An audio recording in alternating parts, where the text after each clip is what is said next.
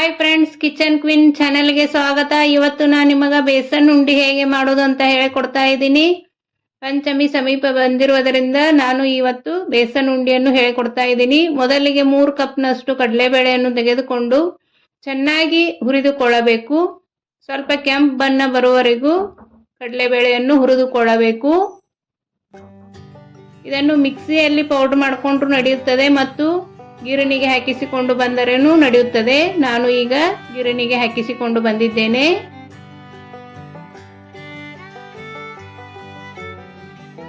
ಈಗ ದಪ್ಪ ತಳ ಇರುವ ಒಂದು ಕಡಾಯಿಯನ್ನು ತೆಗೆದುಕೊಂಡು ಅದಕ್ಕೆ ಸ್ವಲ್ಪ ತುಪ್ಪವನ್ನು ಹಾಕಿಕೊಳ್ಳಬೇಕು. ಈ ಹಿಟ್ಟನ್ನು ಹುರಿದುಕೊಳ್ಳಲು 1 ಕಪ್ನಷ್ಟು ತುಪ್ಪ ಬೇಕಾಗುತ್ತದೆ.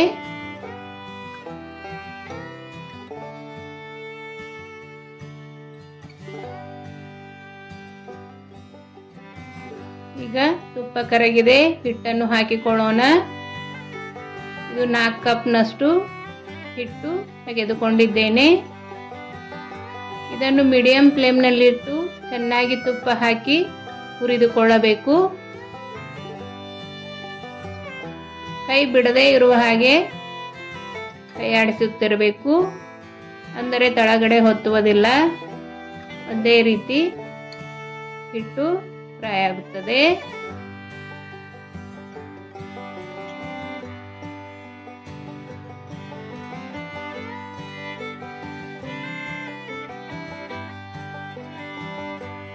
ಮೊದಲನೇ ಸಲ ನನ್ನ ಚಾನೆಲ್ ಅನ್ನು ಯಾರಾದರೂ ನೋಡುತ್ತಿದ್ದರೆ ಸಬ್ಸ್ಕ್ರೈಬ್ ಮಾಡಿಕೊಂಡು ನೋಡಿರಿ ಮತ್ತು ಪಕ್ಕದಲ್ಲೇ ಇರುವ ಬೆಲ್ ಐಕಾನ್ ಅನ್ನು ಕ್ಲಿಕ್ ಮಾಡಿರಿ.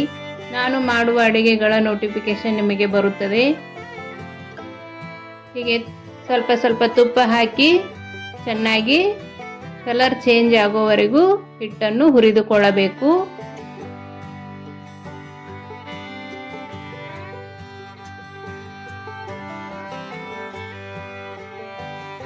ಈ ರೀತಿ ಕಲರ್ ಚೇಂಜ್ ಆಗಬೇಕು ಹಿಟ್ಟಿನದು, ಅಂದರೆ ಉಂಡೆ ಬಾಯಲ್ಲಿ ರುಚಿಯಾಗಿರುತ್ತವೆ. ಈ ಉಂಡೆಯನ್ನು ಒಂದು ಸಲ ಟ್ರೈ ಮಾಡಿ ನೋಡಿರಿ, ಹೇಗೆ ಬಂತು ಅಂತ ನನಗೆ ಕಮೆಂಟ್ ಮಾಡಿರಿ. ಸಾಫ್ಟ್ ಆಗಿ ತುಂಬ ಚೆನ್ನಾಗಿರುತ್ತವೆ.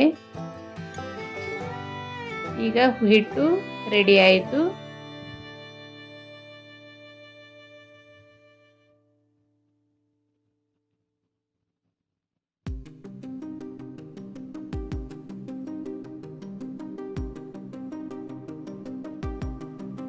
ಈಗ ಇದನ್ನು ಒಂದು ಬುಟ್ಟಿಗೆ ಹಾಕಿಕೊಳ್ಳೋಣ.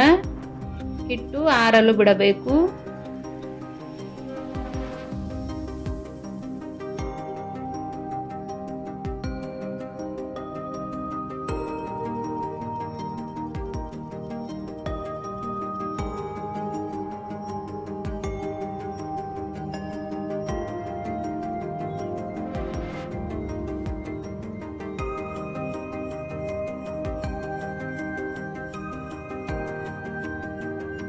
ಈಗ ಹಿಟ್ಟು ಪೂರ್ತಿಯಾಗಿ ಆರಿದೆ.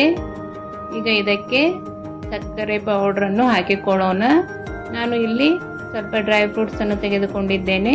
ಗೋಡಂಬಿ ಒಣ ದ್ರಾಕ್ಷಿಯನ್ನು ತೆಗೆದುಕೊಂಡಿದ್ದೇನೆ. ನಿಮಗೆ ಯಾವುದು ಬೇಕೋ ಆ ಡ್ರೈ ಫ್ರೂಟ್ಸನ್ನು ಹಾಕಿಕೊಳ್ಳಬಹುದು. 4 ಕಪ್ ಹಿಟ್ಟಿಗೆ 4 ಕಪ್ ಸಕ್ಕರೆ ಪೌಡ್ರನ್ನು ಹಾಕಿಕೊಳ್ತಾ ಇದ್ದೀನಿ. ನಿಮಗೆ ಸ್ವೀಟ್ ಜಾಸ್ತಿ ಆಗುತ್ತದೆ ಅಂದರೆ 3 ಕಪ್ನಷ್ಟು ಹಾಕಿಕೊಳ್ಳಬಹುದು.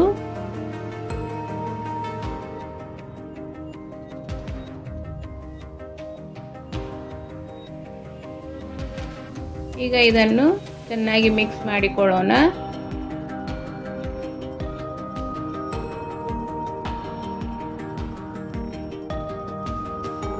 ಒಂದು ಸ್ಪೂನ್ ಏಲಕ್ಕಿ ಪೌಡರನ್ನು ಹಾಕಿಕೊಂಡಿದ್ದೇನೆ.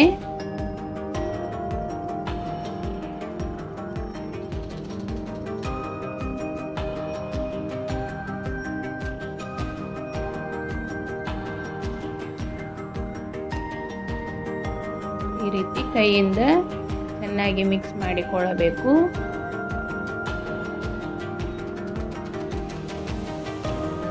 ಈಗ ಇದಕ್ಕೆ ಮತ್ತಷ್ಟು ತುಪ್ಪವನ್ನು ಹಾಕಿಕೊಳ್ಳೋಣ. ಒಟ್ಟು ಈ ಉಂಡಿಗೆ 1.5 ಕಪ್ನಷ್ಟು ತುಪ್ಪ ಬೇಕಾಗುತ್ತದೆ. ಬೇಸನ್ ಉಂಡೆಗೆ ಸ್ವಲ್ಪ ತುಪ್ಪ ಜಾಸ್ತಿ ಇದ್ದರೆ ಚೆನ್ನಾಗಿರುತ್ತವೆ, ಸಾಫ್ಟಾಗಿ ಚೆನ್ನಾಗಿ ಬರುತ್ತವೆ. ನಾನು ಮಾಡೋ ಮೆಥಡ್ನಲ್ಲಿ ಒಂದು ಸಲ ಮಾಡಿ ಹೇಗೆ ಬಂತು ಅಂತ ನನಗೆ ಕಮೆಂಟ್ ಮಾಡಿರಿ. ಉಂಡೆ ಮೃದುವಾಗಿ ತುಂಬ ಚೆನ್ನಾಗಿರುತ್ತವೆ.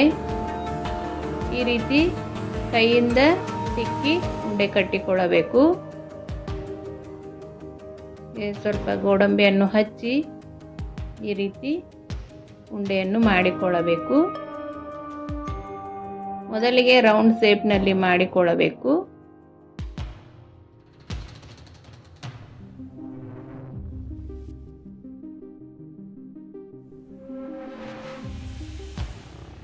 ಈಗ ಇದನ್ನು ಪೇಡೆ ಶೇಪ್ಗೆ ಮಾಡಿಕೊಳ್ಳೋಣ. ಈ ರೀತಿ ಕೈಯಿಂದ ಪೇಡೆ ಶೇಪ್ಗೆ ಮಾಡಿಕೊಳ್ಳೋಣ. ಒಂದು ಸಲ ಟ್ರೈ ಮಾಡಿ, ಅದೇನು ಈಸಿ ಇದೆ, ಬರುತ್ತೆ. ಈಗ ಬೇಸನ್ ಉಂಡೆ ರೆಡಿ ಆಯಿತು.